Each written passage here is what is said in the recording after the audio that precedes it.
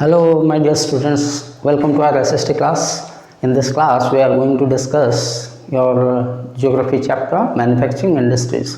पिछले क्लास में आपको मैं थोड़ा बहुत आइडिया दिया था कि मैन्युफैक्चरिंग इंडस्ट्रीज कैसे काम करते हैं थोड़ा बहुत, और उसमें हम लास्ट में ये मैं छोड़ के गया था कि मैन्युफैक्चरिंग इंडस्ट्रीज जो होते हैं वो किसी देश की जो आर्थिक स्वास्थ्य है, इकोनॉमिक हेल्थ और इकोनॉमिक स्ट्रेंथ, उसकी ताकत, उसको मैन्युफैक्चरिंग इंडस्ट्रीज के ज़रिए ही नापा तोला जाता है, माने मेज़र किया जाता है।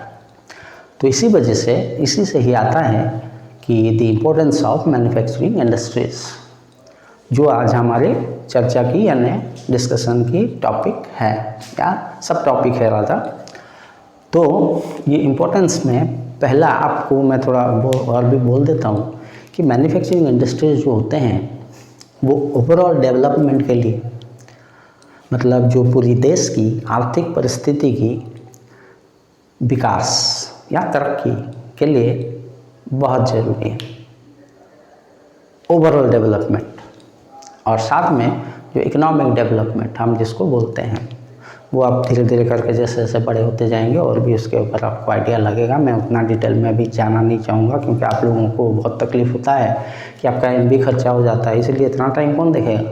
आपको खाली फटाफट फास्ट फॉरवर्ड मोड में जैसे एग रोल उस टाइप का पढ़ाई भी ज़्यादातर बच्चे करने की सोचते हैं।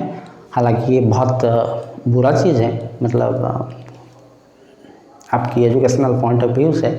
तो इसलिए मेरी गुजारिश है, मतलब my request is, my appeal is, my suggestion is कि आपको जो कुछ भी मिलता है अगर वो अच्छा है, कान में लगा के भले ही 50-100 MB जाए, सुन लीजिए, ज़िंदगी में बहुत काम आएंगे वो चीज़।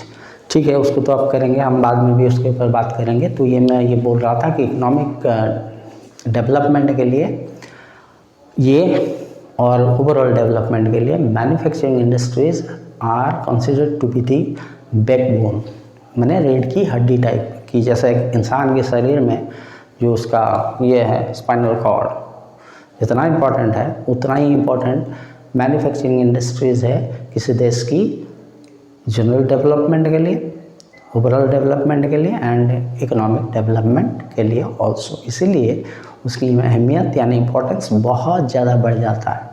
तो ये जो इम्पोर्टेंस में पहला चीज़ वो बोल रहा है, जो आपका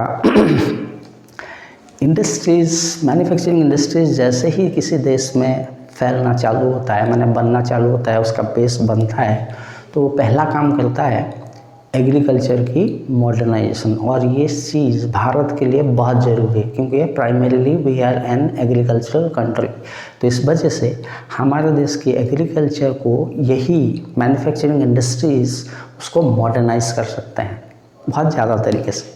मॉडर्नाइज का मतलब आपको समझ में आ रहा होगा कि जैसे वही जो ग्रीन रिवोल्यूशन वाला थिंग्स विल बी अप्लाइड, जैसे ट्रैक्टर हुआ, हार्वेस्टर हुआ, ऐसे वैरायटी ऑफ अदर थिंग्स जो एग्रीकल्चर में आपको ज़रूरत है, तो उसको यूज़ करके एग्रीकल्चर वाले फार्मर्स जो होते हैं वो उसकी प्रोडक्टिविटी और ज़्यादा बढ़ा देते हैं। और उसमें क्या होता है फ़ायदा इस वजह से ना, मैन्युफैक्चरिंग इंडस्ट्रीज जब आता है, पहला होता है first is you must remember that modernises agriculture. दूसरा है manufacturing industries reduce the heavy dependence of people on agriculture. जैसे कि मैं बोला, भारत एक क्या कंट्री है ना, कृषि वाला देश है, यानी एग्रीकल्चर इसकी मेनस्टे है, यानी मेजर सोर्स ऑफ लाइवलीहुड है। इन अदर वर्ड्स, ज़्यादातर लोग भारत में एग्रीकल्चरल कंट्री होने की वजह से एग्रीकल्चर में ही काम करते हैं, यानी उनकी रोजी रोटी वहीं से आता है, उनकी ये इनकम वहीं से आता है, उनको जो रोज़गार वहीं मिलता है। इसी वजह से वो बोल रहा है जब मैन्युफैक्चरिंग इंडस्ट्रीज का एक्सपांसन होगा या ज़्यादा बढ़ेगा तो लोग जो ज़्यादा उसमें काम कर रहे थे एग्रीकल्चर में, वो मूव करेंगे, शिफ्ट करेंगे। कहाँ शिफ्ट करेंगे? टू दिस न्यूली एस्टैब्लिश्ड और फाउंडेड इंडस्ट्रीज़, मतलब ये जो नए नए इंडस्ट्रीज़ आए उसमें जाके वो काम करना चालू करेंगे।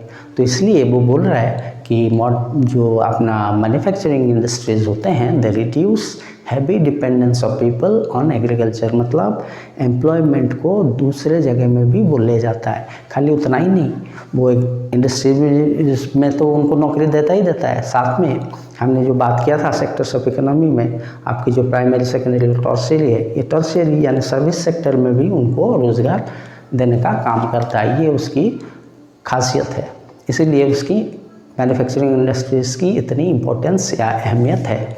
दूसरा आपके बुक के हिसाब से वो बोल रहा है कि जब हम मैन्युफैक्चरिंग इंडस्ट्रीज़ की बेस को बढ़ाएंगे या एक्सपांसन करेंगे तो उसमें होगा क्या ना, ये एक अपना प्री कंडीशन होता है। किस चीज़ के लिए प्री कंडीशन, मतलब समझ में आया था कि कुछ चीज़ों को करने के लिए पहले और एक चीज़ की आवश्यकता होती है, यानी ज़रूरत पड़ता है। तो वो बोल रहा है कि जब किसी देश में, और ख़ास करके हमारे जैसे देश यानी इंडिया जैसे कंट्री में, जहाँ पे पॉवर्टी बहुत ज़्यादा है, अनएम्प्लॉयमेंट भी बहुत ज़्यादा है, और साथ में अनएम्प्लॉयमेंट कैसा है ना, बहुत ज़्यादा एग्रीकल्चर में है, तो उस तरह की परिस्थिति से उनको निकालने के लिए एक्सपांसन ऑफ इंडस्ट्रीज़ और मैन्युफैक्चरिंग इंडस्ट्रीज़ होना बहुत ज़रूरी है। तो वही वो बोल रहा है कि जब हम ज़्यादा इंडस्ट्रीज़ खोलेंगे या बनाएंगे तो उसमें हमारा अनएम्प्लॉयमेंट का जो प्रॉब्लम है वो दूर होगा, क्योंकि लोगों को रोज़गार मिलेगा, रोज़गार मिलने से इनकम आएगा, और साथ में जब इनकम आता है तो उनकी जो गरीबी है वो गरीबी भी धीरे धीरे करके निकल जाएगा, यानी वो गरीबी से बाहर होते चलेंगे। ये उसकी दूसरी सबसे खास पॉइंट है, यानी इम्पोर्टेंस है। तीसरा है वो बोल रहा है कि जैसे ही आपका मैन्युफैक्चरिंग इंडस्ट्रीज़ बढ़ना चालू होता है, एम आई क्लियर ना, डाउट हो रहा है? अच्छा, दूसरा क्या होता है ना, जब वो इसकी इंडस्ट्रीज़ एक्सपांड करते हैं और मैन्युफैक्चर्ड आइटम्स यानी गुड्स ज़्यादा से ज़्यादा मार्केट में आता है, तो वो देश के अंदर भी तो खर्चा ही होता है, मतलब उसको यूज़ किया जाता है, बिक्री होता है, तो एक्सपोर्ट भी होना शुरू होता है। तो एक्सपोर्ट होने से क्या होता है, एक्सपोर्ट मतलब आपके देश से बाहर देशों को बेचा जाएगा, बाहर देशों में लेके बेचा जाएगा। तो उधर से जो सबसे ज़रूरी है फॉरेन एक्सचेंज यानी विदेशी मुद्रा, वो अपने देश में आएगा थ्रू ट्रेड एंड कॉमर्स, मतलब ट्रेड करने और कॉमर्स के जरिए, धंधा पानी के जरिए विदेशी देशों, मतलब विदेशों के साथ यानी विदेश वाले देशों के साथ, तो हमारे पास फॉरेन एक्सचेंज हमारे देश में आएगा, और फॉरेन एक्सचेंज जितना ज़्यादा आएगा उतना हमारा तरक्की होने का चांसेस जो है वो बढ़ जाएगा। ये तीसरी इम्पोर्टेंट पॉइंट है ऑफ मैन्युफैक्चरिंग इंडस्ट्रीज़।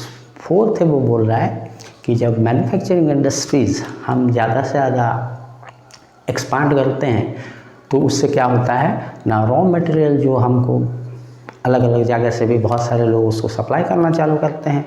हम तो जानते ही एग्रो वेस्ट है, मिनरल वेस्ट है, इस तरह से बहुत सारे चीज़, तो वो जब उसको लेके उसकी फिनिशिंग गुड्स में कन्वर्ट कर देते हैं, चेंज कर देते हैं, मॉडिफाई कर देते हैं of higher value, goods of higher value, तो वो क्या करता है ना, बिक्री होता है, ज़्यादा बिक्री होता है अंदर बाहर, यानी देश के domestically as well as globally export के जरिए।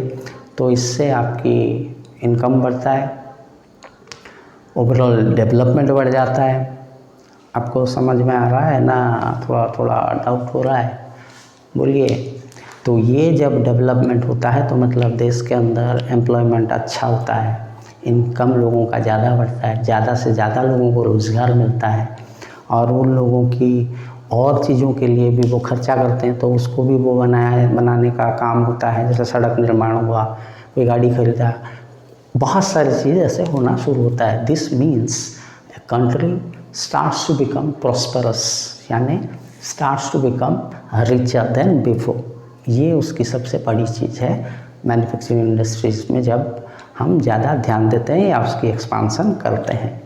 ये हुई importance of manufacturing industries in any economy and particularly in Indian economy बहुत मायने रखता है, क्योंकि we are a big country, we have a big economy, we have a very large population, इसलिए मैन्युफैक्चरिंग इंडस्ट्रीज़ का एक्सपांसन होना भी बहुत ज़रूरी है। इतना मैं आज करके आपको छोड़ देता हूँ। अगले क्लास में हम देखेंगे कि what is the relationship between agriculture and industries.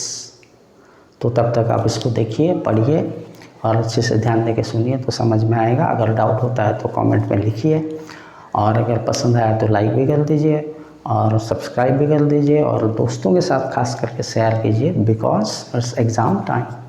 So thank you very much.